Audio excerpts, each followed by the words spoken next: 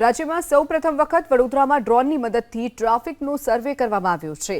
વડોદરાના ભારે ટ્રાફિકવાળા જંકશન પર ડ્રોનની મદદથી વૈજ્ઞાનિક ઢબે સર્વે કરવામાં આવ્યો।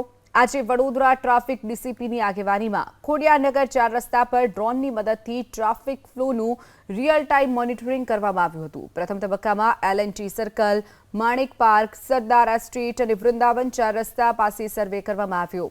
દિવસ દરમિયાન વિવિધ સમયે ટ્રાફિકનું ચોકસાઈપૂર્વક મોનિટરિંગ કરાશે।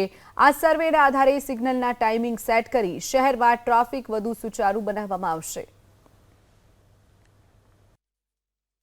કારગર નીવડે એવું લાગી રહ્યું છે અને એનું અમે સર્વે પણ કરશું। એકવાર અમે આખો અત્યારે સર્વે કરી રહ્યા છે કે કઈ બાજુ કેટલું ટ્રાફિકનું ભારણ રહેશે અને કયા સમયે કેવી રીતના મતલબ મોમેન્ટ હોય છે એનો આખો ડ્રોનથી સર્વે કર્યા પછી અમે એના ટ્રાફિક સિગ્નલ પહેલાં તો ટાઈમિંગ સેટ કરશું અને એક જ સરખા રૂટ ઉપર જે 5 સિગ્નલો છે તો એમને એક સિગ્નલેથી કોઈ વ્યક્તિ નીકળે તો એને આગળના સિગ્નલે ક્લિયર મળે એના માટે પણ અમે પ્રયત્ન કરશું અને પછી અમે એનો સર્વે પણ કરશું કે ખરેખર અમે જે ફેરફારો કરેલા છે એ કારગત છે કે નહીં। વડોદરા શહેરના જે ટ્રાફિક વિભાગ છે એ ડ્રોન કેમેરાથી સર્વે કરી રહ્યું છે અને જે ટ્રાફિક છે એને નિવારણ લાવવાનું એક કોશિશ કરી રહ્યું છે, પરંતુ મારું માનવું એવું છે કે ખાલી ને ખાલી જો ડ્રોન કેમેરાથી સર્વે કરવાના હોય તો ના કરે, કરી રહ્યા છો ખૂબ સારી બાબત છે, પરંતુ એનો અમલ કરે એવું મારું એક પર્સનલી માનવું છે।